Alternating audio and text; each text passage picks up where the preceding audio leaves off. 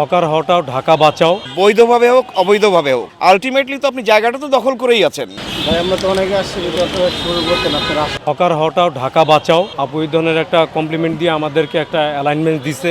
আমি নিজের বিবেকের তাওনায় আসছি। কিছুদিন আগে হকার উঠানো হইলো রাস্তাঘাট থেকে, সবাই সরকারকে একটা ধন্যবাদ দিলাম, আমরা সবাই ভালো বললাম। আবার কারা টাকা খাইয়া বা এই ধরনের লেনদেনের আর্থিক লেনদেনের বিনিময়ে কি আবার এইভাবে একেবারে সীমানায় নির্ধারণ করে রাস্তা দখল করলো, এটা একটা সিন্ডিকেট। দলীয় হকার কার্ডের নামে এটা রাস্তা দখল একটা সিন্ডিকেট।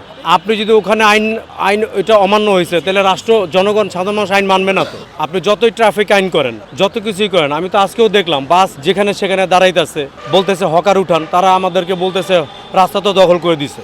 এই বিএনপি সরকার দলীয় হকার কার্ড বিভিন্ন কার্ডের মাধ্যমে এই যে একটা বৈধতা দিয়েছে দখলের, এই বৈধতা থেকে বেরিয়ে আসতে হবে। সামনে কোরবানির ঈদ, এই যে মানুষ যাবে, নিরাপত্তা, মানুষের নিরাপত্তা, এবং এই হকারদের এই গোজামিলের মধ্যে অনেক চিন্তাই হয়, অনেকে টাকা চুরি করে, মানি ব্যাগ চিন্তাই হয়, অনেক ধরনের ভোগান্তি হয়। এরা কোনো দলেরই না, এরা হকারও না, এরা যে আসে তাদেরকে তারাই ব্যবহার করে, এদেরকে ব্যবহার করে রাষ্ট্রীয় একটা সিন্ডিকেট তৈরি করে। অতীতে ও করছে, এই সরকারও সেই ধারাবাহিকতা অব্যাহত রাখছে। সো আমরা এটা হতে দিব না। আমরা চলতে পারি না, ফুটপাতে চলা যায় না, ফুটপাত দখল, ইভেন রাস্তার মাঝখানে এখন সীমানা আইকা দিয়ে আমরা বৈধতা দিচ্ছি। বৈধভাবে হোক অবৈধভাবে হোক, রাস্তা দখল করে আছে, ফুটপাত দখল করে আছে, মানুষ চলাচল করতে পারছে না, গাড়ি ঘোড়া কোনো কিছু চলাচল করতে পারছে না।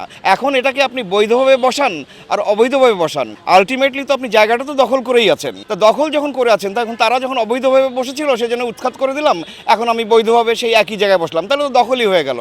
তাহলে সুতরাং আমার তো যে সমস্যা, যে ফুটপাতে মানুষ চলতে পারছে না, রাস্তায় যানবাহন চলাচল করতে পারছে না, এই সমস্যাটা তো থেকেই গেল। তা যেহেতু থেকেই গেল, সুতরাং it makes absolutely no sense. আমি এটাকে অ্যাবসলিউটলি নেগেটিভলি দেখছি। যারা রাস্তাঘাট ফুটপাতকে অবৈধভাবে দখল করে আছে তাদেরকে উচ্ছেদ করতে হবে। আর দ্বিতীয়ত, ঢাকায় যে যানবাহন চলাচল, যেগুলো অবৈধ যানবাহন, ব্যাটারি রিক্সা বলে কথা না, ব্যাটারি রিক্সা হোক আর গাড়ি হোক, যেটা হচ্ছে আপনার জননিরাপত্তার হুমকি সৃষ্টি করে, এই ধরনের সমস্ত যানবাহনকে উঠাইতে হবে। এখন আমাদের এই যে ফিলসফি, এই যে মিশন এবং ভিশন, এইটার সঙ্গে আপুরটার সঙ্গে এই পার্টটা অ্যাবসলিউটলি 100% মিলে যায়।